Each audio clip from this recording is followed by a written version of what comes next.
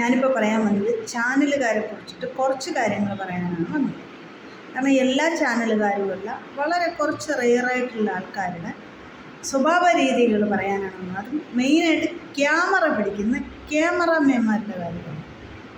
എല്ലാവരും അല്ല കേട്ടോ, ചിലർ.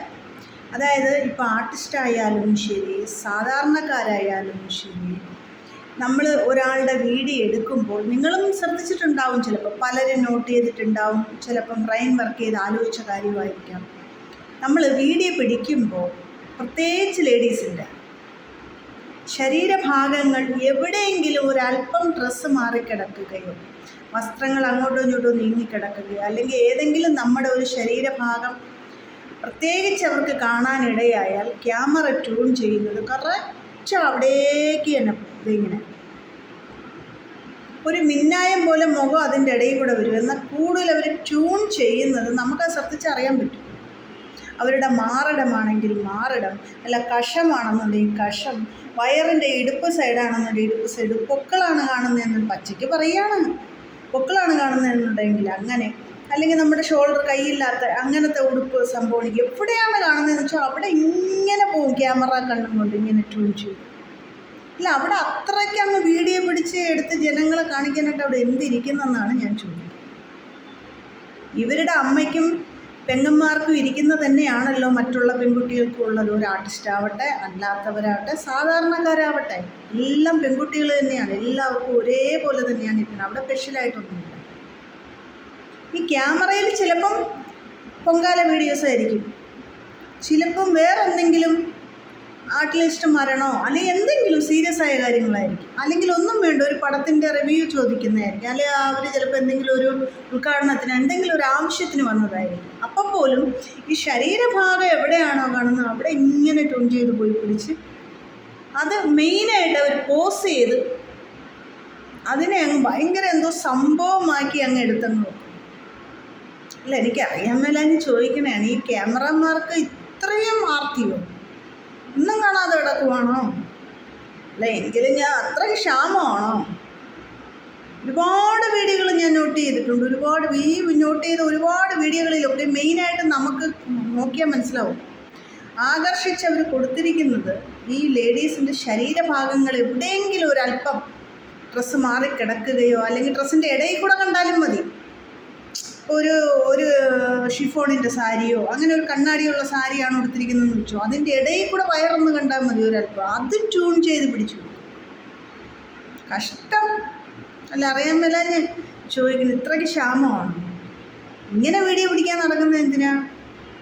ഒരാളുടെ മുഖം വീഡിയോ എടുത്താൽ ഒരാളുടെ മുഖം വീഡിയോ എടുക്കുക, അയാൾ സംസാരിക്കുകയാണെങ്കിൽ അവരുടെ മുഖവും അയാൾ സംസാരിക്കുന്ന രീതികളും വീഡിയോ പിടിക്കും. ഇപ്പം നടന്നു പോകുന്ന വീഡിയോ ആണെങ്കിൽ നമ്മുടെ ശരീരഭാഗം ഫുള്ളായിട്ട് എടുക്കും. അങ്ങനെ എടുക്കുമ്പോൾ ജസ്റ്റ് സപ്പോസ് കണ്ടു, അത് ഓക്കെ. ഇതങ്ങനെയല്ല, ഇത് അവർ കാണിച്ചു കൊടുക്കുകയാണ്. കണ്ടോ, ഇന്നത് കണ്ടോ. ഒരു അമ്പലത്തിൽ പോലും ഈ അടുത്ത സമയത്ത് പൊങ്കാല സമയത്ത് ഞാൻ കണ്ടായിരുന്നു വീഡിയോ പിടിച്ചത്. ഒരുപാട് പേരുടെ വീഡിയോയിൽ ഞാൻ കണ്ടതാണ്. അത് ട്യൂൺ ചെയ്തിങ്ങനെ കാണിക്കുന്നുണ്ട്. ഒരു ദൈവത്തിൻ്റെ അടുത്ത് ഭക്തിയോടുകൂടി തൊഴാൻ പോയിരിക്കുന്ന വ്യക്തികളാണ്. അവരുടെ വീഡിയോ പിടിക്കുമ്പോൾ പോലും സെക്സ് പരമായിട്ടുള്ള കാര്യങ്ങൾ വെറുതെ വിടുന്നില്ല എന്നുള്ളതാണ്. അത് ആ പെൺകുട്ടികൾ അറിയുന്നില്ല കേട്ടോ. ശരിക്കും പറഞ്ഞാൽ അവരറിയുന്നില്ല. അവസാന ഘട്ടത്തിൽ ഈ വീഡിയോ ഇറങ്ങുമ്പോഴാണ് അവർക്ക് മനസ്സിലാകുന്നത്, അയ്യോ ഇങ്ങനെ ആയിരുന്നല്ലോ.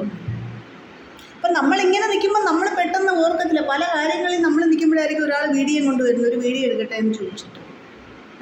ആ സമയത്ത് നമ്മുടെ മൈൻഡ് വേറെ ആയിരിക്കും, നമ്മളറിയില്ല. നമ്മുടെ ശരീരഭാഗത്ത് എവിടെയെങ്കിലുമൊക്കെ ചിലപ്പോൾ ഡ്രസ്സ് മാറി കിടക്കുകയാണ്.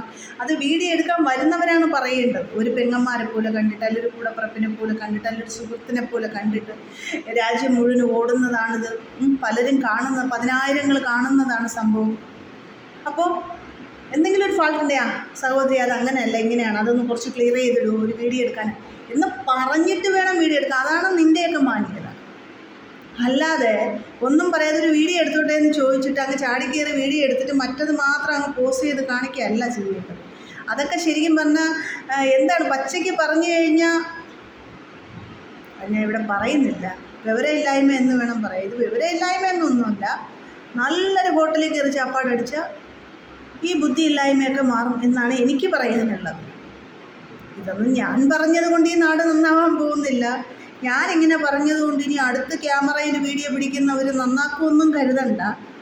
എങ്കിലും എൻ്റെ മനസ്സിൽ തോന്നിയത് നിങ്ങളോട് എനിക്ക് ഷെയർ ചെയ്യണമെന്ന് തോന്നി. അതുകൊണ്ടാണ് ഞാനിതിപ്പോൾ പറയാൻ വന്നത്. അത് വളരെ മോശമായിപ്പോയി എന്നല്ല, മോശമാണ്. ഒരാളുടെ ഒരു വീഡിയോ എടുക്കുമ്പോൾ ഒരാളോട് ചോദിക്കണം. ചോദിക്കാതെ ഒരിക്കലും വീഡിയോ എടുക്കരുത്. അത് ഒന്നാമത്തെ തെറ്റ്. ഒരാളോട് ചോദിക്കുക. പലർക്ക് പല അഭിപ്രായമായിരിക്കും. ചിലപ്പോൾ ഇഷ്ടപ്പെട്ടെന്ന് വരാം, ചിലപ്പോൾ ഇഷ്ടപ്പെട്ടില്ലെന്ന് വരാം. ഇഷ്ടപ്പെടുന്നവർ ഒരുപാട് പേരുണ്ട്, എന്നാൽ ഇഷ്ടപ്പെടാത്തവർ വളരെ കുറച്ച് പേരുണ്ട്.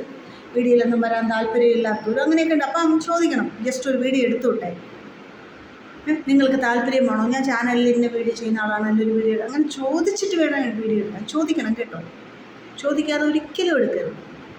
കാരണം മറ്റൊരാളുടെ പേഴ്സണലായിട്ടുള്ള കാര്യങ്ങളിൽ, അവരുടെ വ്യക്തിപരമായ കാര്യങ്ങളിൽ ഇടപെടുമ്പോൾ നമ്മൾ ചോദിച്ചിട്ട് വേണം എടുക്കാൻ. കാരണം പബ്ലിക്കായിട്ട് വരുന്നതാണ് വീഡിയോകൾ. ചോദിച്ചിട്ട് എടുക്കണം. ആ എടുക്കുന്ന സമയത്ത് എന്തെങ്കിലും ഫാൾട്ടുകളുണ്ടെങ്കിൽ അത് തിരുത്താൻ ശ്രമിക്കണം. അതാണ് ശരിക്കും ഒരു ക്യാമറാമാൻ്റെയൊക്കെ നല്ല ഗുണങ്ങളെന്ന് പറയുന്നത്. അല്ലെങ്കിൽ പിന്നെ ക്യാമറാമാൻ എന്ന് പറഞ്ഞിട്ട് ഒരു കാര്യമില്ല. നല്ല ഗുണങ്ങളെന്ന് പറയണത് അങ്ങനെയാണ്. ചാനലുകാർ ഒട്ടുമിക്ക ആൾക്കാരും ശരിയുള്ള ആൾക്കാരല്ല എൻ്റെ അഭിപ്രായത്തിൽ. എനിക്ക് അനുഭവമുള്ളതുകൊണ്ടാണ് ഞാൻ പറയണത് കേട്ടോ. എന്നോട് ചോദിക്കാതെ എൻ്റെ വീഡിയോ പോസ്റ്റ് ചെയ്യുന്ന ആൾക്കാരുണ്ട് ഇപ്പോഴും. പിന്നെ എനിക്ക് ഇതൊന്നും വലിയ വിഷയമല്ലാത്തതുകൊണ്ട് ഞാൻ അതിനൊന്നും പ്രതികരിക്കാൻ പോയിട്ടില്ല. എന്നെ സംബന്ധിച്ച് ഇതൊന്നും ഒരു വിഷയമല്ല. കാരണം ഇവിടെ രോമം കുറവാണ്, എല്ലാം ഞാൻ കളഞ്ഞു. അതുകൊണ്ട് ഉള്ള രോമം പോലും എണീക്കത്തില്ല. അതുകൊണ്ട് പിന്നെ എനിക്ക് അതൊന്നും വലിയ വിഷയമുള്ള കേസല്ല.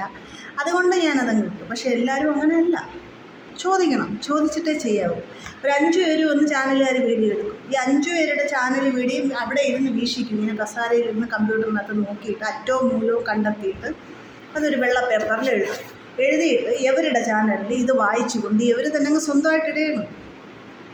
ചങ്കിലെ കൂട്ടുകാരി അങ്ങനെ പറ്റി, ചങ്കിലെ കൂട്ടുകാരിക്ക് ഇങ്ങനെ പറ്റി, ചങ്കിലെ കൂട്ടുകാരി ആത്മഹത്യൻ്റെ വക്കീലെത്തി, എല്ലാം വാസ്തവമാണ്. പക്ഷെ അത് ഒരാളോട് ചോദിക്കണം. ഇപ്പം 5 ചാനലുകാർ വന്ന് വീഡിയോ എടുത്താൽ 6ാമതൊരു വീഡിയോ ഇറങ്ങുമ്പോൾ എൻ്റെ അടുത്തൊരു അനുവാദം ചോദിക്കണം. ഇന്നതുപോലെയാണ് ഒരു വീഡിയോ, ഞങ്ങൾ ഇട്ടോട്ടെ എന്ന് ചോദിച്ചിട്ട് വേണം എടുക്കാൻ.